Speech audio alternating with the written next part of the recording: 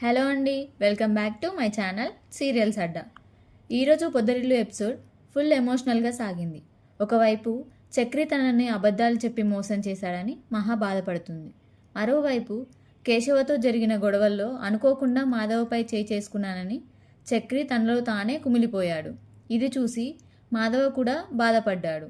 ఇక నారాయణ ప్రవర్తన చూసి మహా భయపడి ఇంట్లో నుండి వేరుగా వెళ్లేందుకు కావలసిన ఏర్పాట్లు చేసుకుంటుంది. ఇలా ఈరోజు ఎపిసోడ్లో పూర్తిగా ఏం జరిగిందో చూద్దాం. మహాకి నువ్వు అబద్ధాలు చెప్పి మమ్మల్ని అంటావేంట్రా అని చక్రిపై కేశవ ఫైర్ అవుతాడు. అవునురా, అబద్ధాలు చెప్పాను, కానీ నేనెప్పుడు మోసం చేయలేదు. అయినా మీ ఇద్దరికి నా మీద అసూయ ఎక్కువైపోయింది. మీకు పెళ్ళిళ్ళు కావడం లేదు, నాకు అయ్యింది కనుక నేను సంతోషంగా ఉండకూడదని ఇలా చేస్తున్నారని చక్రి కోపంలో మాట్లాడతారు. మీలాగా పెళ్లి పెటాకులు లేకుండా నేను ఉండాలనే కదా మీ కోరిక అని చక్రి ఏదేదో మాట్లాడతాడు. రేయ్ ఊరుకోరా, ముందు మహాలక్ష్మి ఏమైంది, వస్తుందో లేదో చెప్పు అని మాధవ అంటాడు. మహాలక్ష్మి వస్తే నీకేంటి, రాకపోతే నీకేంటి, అయినా తనతో నిజం టైం తీసుకొని నేనే చెప్తానని చెప్పా కదా, అంతవరకు ఆగలేకపోయావా అని మాధవ మీద నోరు చేసుకుంటాడు చక్రి. అందరూ కలిసి నా కాపురం కూల్చాలనుకుంటున్నారా, నేను సంతోషంగా ఉంటే ఓర్వలేకపోతున్నారా అని అంటాడు. మరోవైపు మహాన్ తీసుకొని కన్నా ఇంటికి వస్తుంటాడు. చక్రి అన్నయ్య మీకు అబద్ధం చెప్పుండొచ్చు, కానీ మోసం అయితే చేసుండడు వదిన, దయచేసి అర్థం చేసుకోండి అంటూ కన్నా అంటాడు. చక్రి మాటలకు కేశవకి ఆవేశం వస్తుంది. దీంతో ఎవరిని పట్టుకొని ఏమంటున్నావురా అంటూ చక్రి కాలర్ పట్టుకుంటాడు. అప్పటికే కోపంలో ఉన్న చక్రి, నీకు ముందు నుంచే నేనంటే నచ్చదురా, అందుకే నాతో గొడవ పెట్టుకుంటున్నావు, నిన్ను వదలను అంటూ చక్రి కూడా గట్టిగానే గొడవ పడతాడు. అలా ఇద్దరు కొట్టుకుంటారు. ఇక మాధవ ఇద్దరిని విడదీయడానికి ట్రై చేస్తాడు. అయినా కానీ ఇద్దరు అస్సలే తగ్గరు. చివరికి ఇద్దరిని ఆపుదామని వెళ్ళిన మాధవపై అనుకోకుండా చక్రి చేయి తగులుతుంది. సరిగ్గా అదే సమయానికి మహాకన్న ఇంటికొస్తారు. రేయ్ అన్నయ్యపయ్యే చేయేస్తావా అంటూ కేశవ చక్రిని ఫుల్లుగా కొడతాడు. అసలు ఏం జరిగింది పెద్ది అని మహా అడుగుతుంది. అందరూ సైలెంట్గా ఉండేసరికి ఒక్కొక్కరుగా అక్కడి నుండి వెళ్ళిపోతారు. మాధవ కూడా ఏం చెప్పాలో తెలియక అక్కడి నుండి వెళ్ళి ఒంటరిగా ఉంటాడు. ఇంతలో కన్నా వచ్చి, అన్నయ్య, చక్రి అన్నయ్య నీపై ఎందుకు చేయి చేసుకున్నాడు చెప్పు అని అడుగుతాడు. నన్ను వాడు కొట్టాడని నువ్వెందుకు అనుకుంటున్నావురా, వాళ్ళిద్దరు గొడవలో నాకు వాడి చేయి తగిలిందంతే అంటాడు మాధవ. లేదన్నయ్య, నేను వదిన కూడా అది చూసాం, నిజం చెప్పు అంటాడు కన్నా.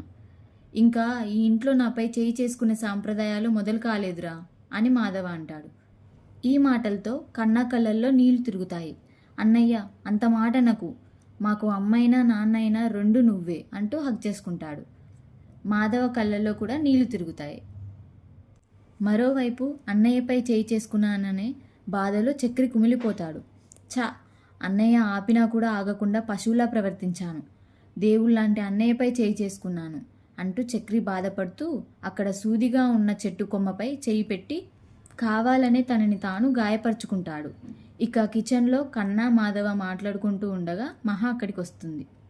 నన్ను క్షమించండి పెద్ది, నా వల్లే కదా మీ ఇంట్లో ఇన్ని గొడవలు జరుగుతున్నాయి.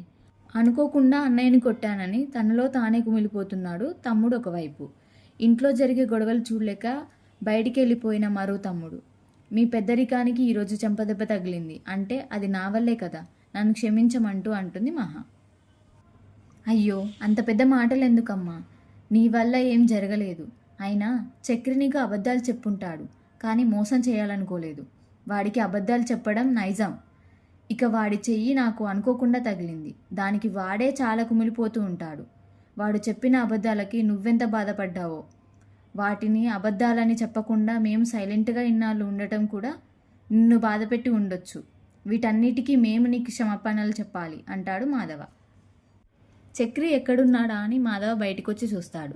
చక్రి తన చెయ్యి టేబుల్ కేసి కొడుతూ బాధపడుతూ ఉంటాడు. రేయ్ ఏం చేస్తున్నావురా అని చెయ్యి చూడగానే దానికి రక్తం కనిపిస్తుంది. రేయ్ ఏంట్రా ఇది, ఏం చేస్తున్నావని మాధవ కంగారు పడతాడు. ఏం లేదు అన్నయ్య, వదిలేయ్, ఇది పైకి కనిపించే గాయమే. నీ మీద చేయి చేసుకున్నందుకు నా మనసుకు ఇంకా పెద్ద గాయమైంది. అసలు నీపైన నేను చేయెత్తడం ఏంటన్నయ్య, ఇది చూసి కన్నా కేశవ ఏమనుకుంటారు, ఆ అమ్మాయి ఏమనుకుంటుంది, నన్నెంత నీచంగా చూస్తుందని చక్రి కన్నీళ్లు పెట్టుకుంటాడు. రేయ్ నువ్వు నన్ను కొట్టడం ఏంట్రా, అనుకోకుండా చేయి తగిలిందంతే, అంటూ ఫస్ట్ ఎయిడ్ బాక్స్ తెచ్చి చక్రికి కట్టు కడతాడు మాధవ. కాసేపటికి మహాతో మాట్లాడదామని చక్రి లోపలికి వస్తాడు. కానీ చక్రిని చూడగానే మహా చిరాగ్గా ఫేస్ పెడుతుంది.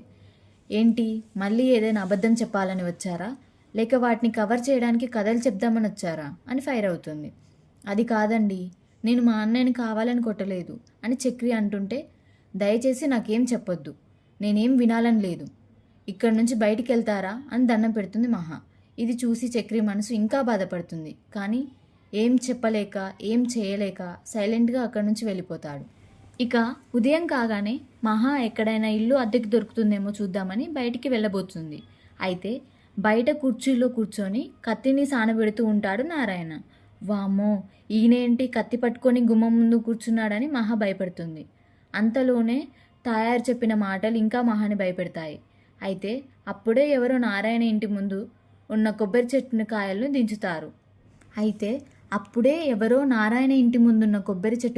దించుతూ ఉంటారు.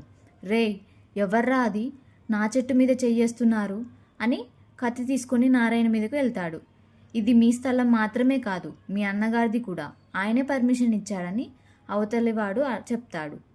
ఇవ్వడానికి వాడెవడు, తీసుకోవడానికి నువ్వెవడు అంటూ ఇప్పుడే నరికేస్తా ఇద్దరిని అని కత్తెత్తుతాడు నారాయణ. ఇది చూసి మహా వెంటనే బయటికి వెళ్ళిపోతుంది. మొత్తానికి మహాకి ఒక టూలెట్ బోర్డు కనిపిస్తుంది. దీంతో లోపలికి వెళ్ళి కాలింగ్ బెల్ కొడుతుంది. కుక్క అరిచినట్టు సౌండ్ రావడంతో భయపడుతుంది. ఇంతలో ఓనర్ వచ్చి, ఏం కావాలి, మీరేం చేస్తారు, మీకు పెళ్ళయిందా, మీ వారేం చేస్తారు అని వరుస ప్రశ్నలు వేస్తాడు. పెళ్ళయింది, మా వారు చెఫ్, ఇటలీలో పని చేస్తారని మహా అబద్ధం చెప్తుంది. మొత్తానికి గది చూపిస్తాడు ఓనర్. రెంట్ 10,000, 3 నెలలు అడ్వాన్స్ కావాలని చెప్తాడు. ఇక తప్పక సరేనని 3,000 టోకెన్ అడ్వాన్స్ ఇస్తుంది మహా. ఇక్కడితో నేటి ఎపిసోడ్ ముగిసింది. తరువాయి భాగం ప్రోమోలో కన్నా ఎగ్జామ్ రాయడానికి వెళ్తూ మాధవ్ దగ్గర ఆశీర్వాదం తీసుకుంటాడు. వెంటనే మహా కాళ్ళ మీద కూడా పడతాడు. ఏంట్రా ఇదని మహా అడిగితే, నాకు అమ్మ లాంటి వదిన ఉంది, ఇప్పుడు అన్నీ నీతో చెప్పుకోవచ్చు కదా, ఎగ్జామ్ రాసి వచ్చాక ఎలా రాశానో చెప్తా వదిన అంటాడు. నువ్వు వచ్చేసరికి నేను ఇంట్లో ఉండనురా కన్నా, నువ్వెలా తీసుకుంటావో ఏంటోనని మహా కలవరపడుతుంది. తర్వాత చక్రి స్వయంగా మహాని తీసుకొని కొత్తింట్లో దిగబెట్టడానికి వెళ్తాడు. కన్నీళ్లతో పొదరిల్ని చూస్తూ మాధవకి బాయ్ బాయ్ చెప్తుంది మహా.